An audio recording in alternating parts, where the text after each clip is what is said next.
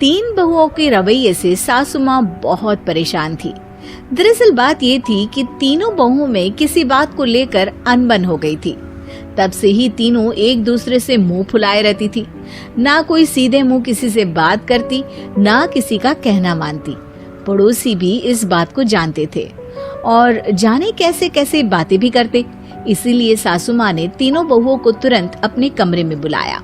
मैं कई दिनों से देख रही हूँ, तुम तीनों अलग अलग सारे काम कर रही हो। ये सब नहीं चलेगा, तीनों को मिलकर ही काम करना पड़ेगा। सास की बात सुनकर एकदम से बड़ी बहू बोल उठती है। नहीं मम्मी जी, मैं इन दोनों के साथ कुछ नहीं कर सकती। मैं इस घर की बड़ी बहू हूँ, फिर भी ये मेरा कहना बिल्कुल भी नहीं मानती। अरे जेठानी जी, जानबूझकर मुझे डबल काम करवाती है आप, और छोटी मुझसे टेढ़े मुंह ही बात करती है। इन दोनों के बीच हमेशा सैंडविच बन जाती है मेरी, और मैं हमेशा आलू की तरह बीच में मसली जाती हूँ। मम्मी जी, इन दोनों को लगता है कि मैं छोटी हूँ तो इनके पैरों तले दब जाऊंगी, लेकिन नहीं, मेरा भी उतना ही अधिकार है जितना इन दोनों का है। बड़ी आई दोनों मेरी चुगली करने के लिए, मुझे क्या कम समझ रखा है। तीनों बहू एक दूसरे से बहस करने लगती है और सास दोबारा ये देखकर टेंशन में आ जाती है और सबसे कहती है, चुप हो जाओ, अब से तुम तीनों सारे काम एक साथ करोगी, आंख बंद करके एक दूसरे की बात सुनोगी। तुम तीनों इस बात को गांठ बांध लो, वरना अगली छुट्टियों में तुम्हारा अपना मायके जाना कैंसिल। सास की बातें सुनकर डर के मारे तीनों हामी भर देती हैं। जी मम्मी जी, मैं समझ गई। हाँ मम्मी जी, जैसा आप कहें, आप जो कहेंगी मैं वही करूंगी। तीनों बहू सास की बात को गांठ बांध लेती है और वादा करती है कि अब से सारे काम वो तीनों एक साथ मिलकर ही करेंगी।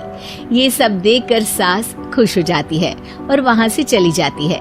नीचे जाकर वो देखती है कि घर में शर्मा जी आए हुए होते हैं। सास जोर से आवाज लगाकर कहती है, अरे बहू, जरा चाय बनाकर तो लाना, शर्मा जी आए हैं। सास की बात सुनकर तीनों बहू तुरंत किचन की ओर भागती है और चाय बनाना शुरू कर देती है। मुझे तो एकदम मसाले वाली कड़क चाय पसंद है, तो हम शर्मा जी के लिए मसाले वाली चाय ही बनाएंगे। अरे नहीं दीदी, गर्मी के मौसम में मसाला चाय कौन पीता है? मैं तो शर्मा जी के लिए इलायची वाली चाय ही बनाऊंगी। ये कैसी बात कर रही हैं आप दोनों? मेरी मम्मी ने सिखाया है कि मेहमान को ज्यादा दूध और शक्कर वाली चाय देनी चाहिए, वरना वो घर वालों को कंजूस समझते हैं। तो मैं तो शर्मा जी को ऐसी ही चाय दूंगी। तीनों बहुएं अपने अपने तरीके से चाय में शक्कर, मसाला, पत्ती सब डाल देती है। उबलने के बाद तीनों मिलकर चाय बाहर लेकर जाती है और शर्मा जी और सासू माँ को देती हैं। चाय पीने के बाद शर्मा जी सासू माँ को देखकर शर्मा जाते हैं और शर्मिंदा महसूस करते हैं कि आखिर उन्होंने चाय पीने के लिए हामी क्यों भरी। सासू माँ भी चाय पीना शुरू करती है और कहती हैं, अरे बहू, ये कैसी चाय बनाई है? चाय है या मीठे दूध की बासुंदी? हाँ, चाय अच्छी नहीं लगी क्या? कोई बात नहीं, हम पराठा बनाकर लाते हैं। चलो चलो अंदर। हाँ चलो। हाँ, आती हूँ मैं भी। नहीं नहीं, मेरा पेट चाय ने ही चौपट कर दिया, वही काफी है। पराठे से पोपट नहीं करवाना, मैं तो चलता हूँ। शर्मा जी चुपचाप पतली गली से निकल जाते हैं। अगले दिन सास बहुओं से कहती है, अरे बहू, जाओ जाके ऊपर के गेस्ट हाउस की सफाई कर दो। कल हमारे यहाँ मेरे दूर के रिश्तेदार आने वाले हैं, तो पूरे कमरे को चमका देना, समझी? तीनों बहू सास की बात को मानकर ऊपर सफाई करने चली जाती हैं और तीनों कमरे की सफाई चालू कर देती है। बड़ी बहू मकड़ी के जाले साफ करती है, तो बीच वाली झाड़ू लगाना और छोटी वाली सर्फ डालकर जमीन धोना शुरू कर देती है। अरे दीदी, जेठानी जी, अभी मैंने पूरी फर्श धोई और आप फिर से धूल नीचे गिरा रही हैं। और मछली जेठानी जी, आप बिना झाड़ू की धूल यहाँ छटक रही हैं। अरे तीनों को साफ करना है, एक साथ सफाई करते हैं ना। अरे वही तो, हम साथ साथ हैं, घर साफ साफ है।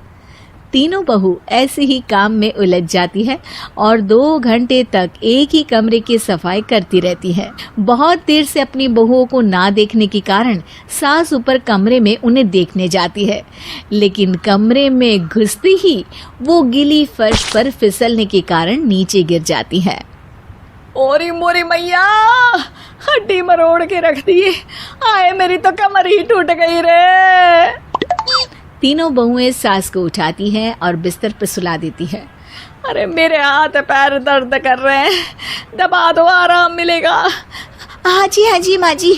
अरे जी माँ जी, जी माँ जी। और तीनों बहुएं एक साथ सास के हाथ को दबाना शुरू कर देती हैं। माँ की तो चीख ही निकल जाती है और नतीजा ये होता है कि सास के बचे हुए शरीर में भी दर्द उठ जाता है।